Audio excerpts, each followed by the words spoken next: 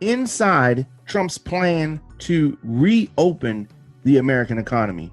Paycheck Protection Program is out of money, shutting thousands of businesses out. And face masks to become the new normal.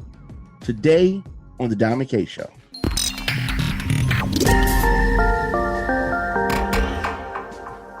Happy to have you with us here tonight, episode 418. My name is Don McKay. Thank you for joining me. So the president has a plan to reopen the U.S. economy. So a critical piece to this is the gating criteria that all the states and regions have to achieve before they move on to the next phase. So there's a big jump between phase 1 and phase 2, and a lot of locations are going to be somewhere, the phase 1 or the phase 2. So going back, that phase 1, employers telework where possible. Non-essential travel is at a minimum, and the vulnerable population within the workforce needs to shelter in place. And when in public, they want those folks to continue to social distance. And as you can see, it's like a gradual expanding to get things somewhat back to normal. And I understand everybody wants to get back to normal. Everybody does, but you want to do it safely. So if you don't gradually do this, and you're going to have businesses open, places open, but people still too scared to come out. So that's what we're looking at right now. So in phase 2, non-essential travel for employers can resume. Schools and organized youth activity can reopen. Bars, gyms, large venues can all reopen with proper social distancing measures in place. Churches can also reopen with social distancing. Elective surgeries, those can start back up. And the third phase says that bars, gyms, and large venues can reopen with limited social distancing and proper sanitation. So this is obviously something that's more back to normal. The president also described the guidelines as a negotiation. So it's not etched in stone. They don't have to do it exactly this way. But they're definitely open. So let's know your thoughts when you think about the president's plan. It is, on paper, it's good. But the time is when do we do this? So we've taken time to do sheltering in place. There is no cure for this virus as of yet. And inevitably, there could be a second wave. If this is handled perfectly, there still could be a second wave. So you definitely want to be able to recognize when a second wave is happening, and be able to better handle the coronavirus better than we've handled it initially, our initial exposure to it. You listen to the Don McKay Show here on Radio on Fire. Let's take a quick break, and we'll be back with more of the program after this.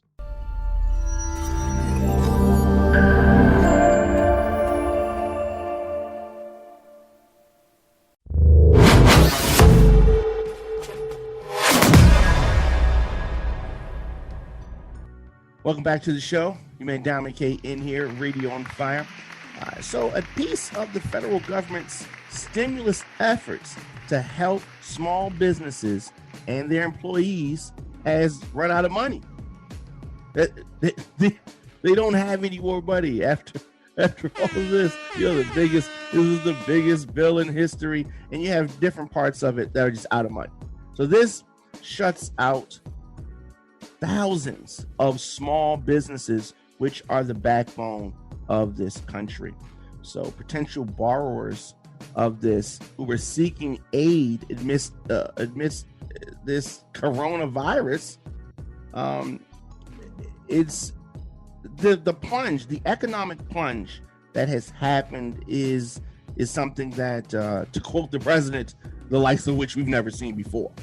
So the U.S. Small Business Administration said today that the Paycheck Protection Program would not be accepting any more applications, and they had $349 billion.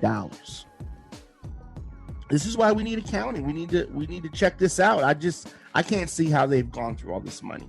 The agency reported approving more than 1.6 million Paycheck Protection Program loan applications, which totaled more than $339 billion from 4,900 lending institutions.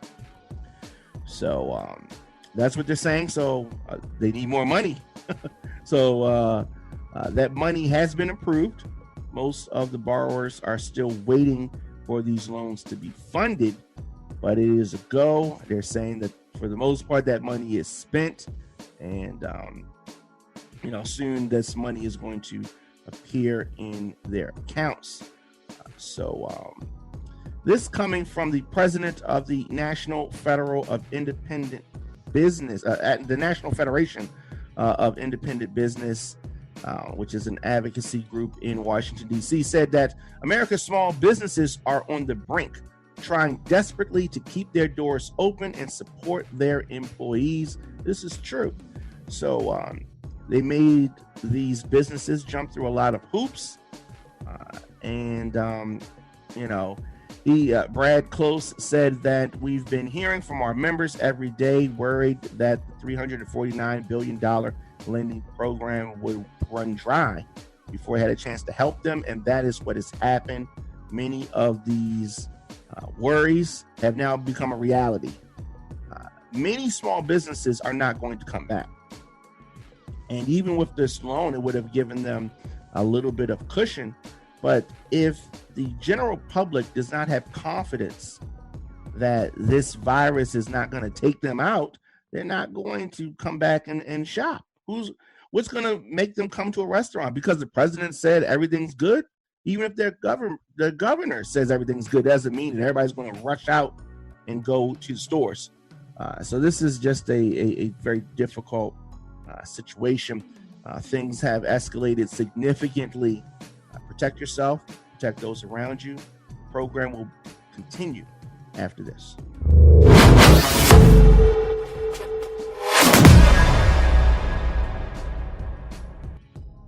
Welcome back to the program. Your man Dominic K in here.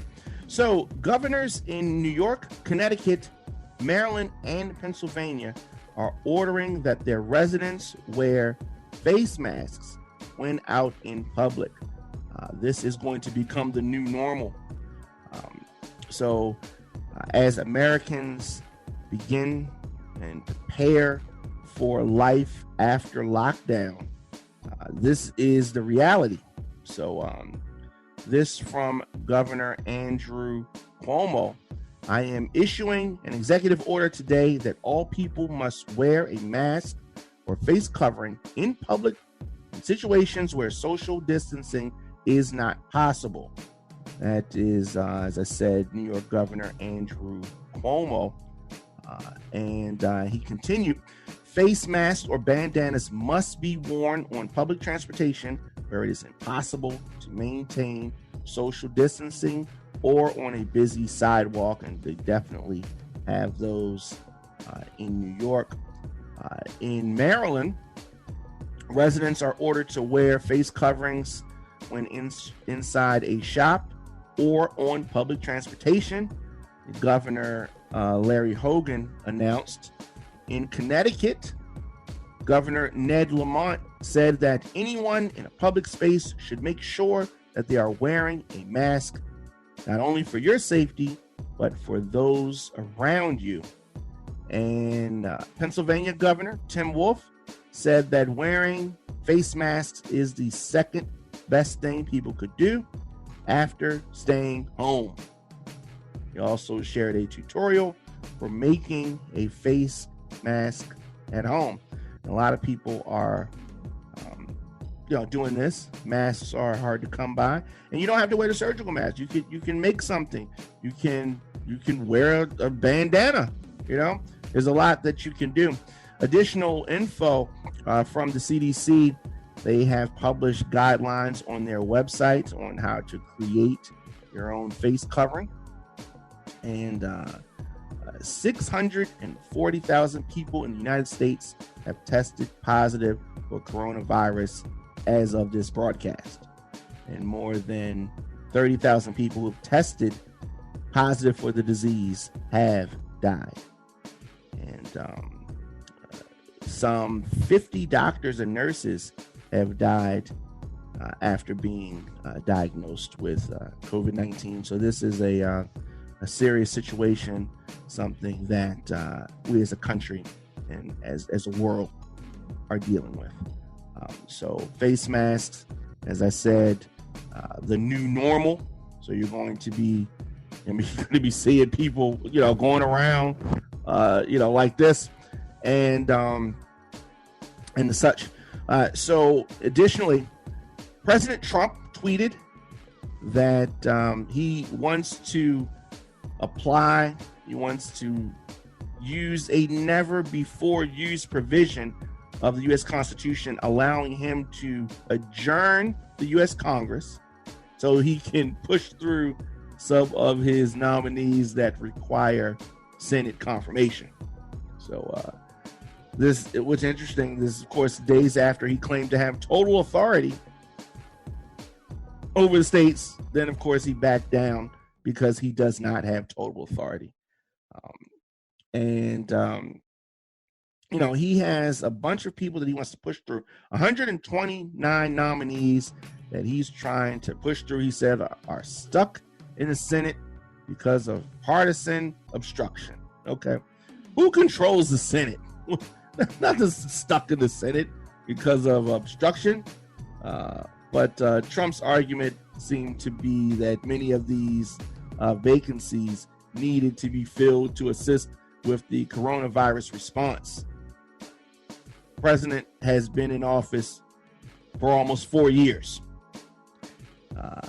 But these include the Director of National Intelligence, 2 members of the Federal Reserve Board of Governors, an Assistant Secretary of the Treasury Department, and an Undersecretary of Agriculture. This is who he says is we have to have these people in office. But like I said, there's 129 people in all. We're going to follow this closely and see how this goes. Finally, the U.S. government is exploring the possibility of the COVID-19 virus originating in a Wuhan lab. And we've talked about this being something that was man-made or woman-made, person-made, created in a laboratory.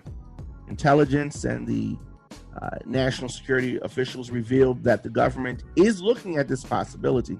Now, nothing is etched in stone. We do not know this for sure. People have floated this idea. It makes sense, but we don't know for sure. So the intelligence they're looking at this possibility that someone in a Wuhan lab was infected by accident or poor handling of materials, and then in turn infected others, and then so on and so forth. Joint Chief of Staff Chairman Mark Milley acknowledged this theory, and we have talked about this, and he did say that it is being investigated, but he would say that at this point it is inconclusive. He does not know for sure. So we have to keep with that. Even the president said that we're doing a thorough examination of this horrible situation, and he did not discuss the details because we do not know. We do not know the details of that, but it is unfortunate. Of course, you met Diamond K. Hit me up on social media, Instagram, Facebook, Twitter, at The Diamond K Show, at Radio on Fire, of course, providing the latest in breaking news, entertainment, sports, and political stories that matter to you from my point of view. You can get all show archives and exclusive content. Becoming a member today at radioonfire.com/join. Radio on Fire, we are reporting for the nation. And I'm here, 7 p.m. And I will we'll get to that. We'll get to that tomorrow. We're talking about some new releases that we have coming out. But these are fascinating times that we live in. And the political stories, the social issues, entertainment. You can join me daily as I give you my thoughts, breaking down news and trending stories. You can hear the program on Spotify, Stitcher Radio, SoundCloud, Libsyn, Facebook, Instagram. Just search for The Diamond K Show or subscribe on YouTube today. YouTube.com/DJ Diamond K. See you guys tomorrow.